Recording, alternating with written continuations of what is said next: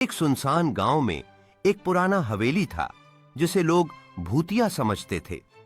रात के समय लोग वहां से गुजरने से डरते थे क्योंकि हवेली से अजीब आवाजें आती थीं। एक दिन एक युवक ने अपने दोस्तों के साथ मिलकर हवेली में रात बिताने का फैसला किया।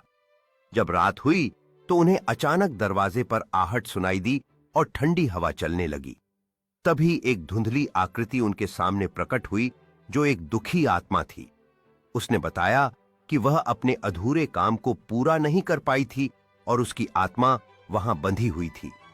युवक ने सहानुभूति दिखाई और मदद का वादा किया। उसके नेक इरादों से भूत की आत्मा को शांति मिली और वह धीरे धीरे गायब हो गई।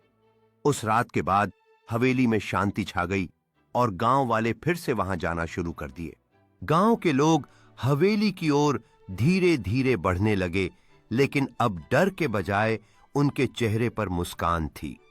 एक बूढ़ा गांव वाला जो जन्म से इस हवेली की कहानियों को सुनाता आया था, आग के पास बैठकर बच्चों को बताने लगा कि कैसे एक युवक ने आत्मा की मदद की।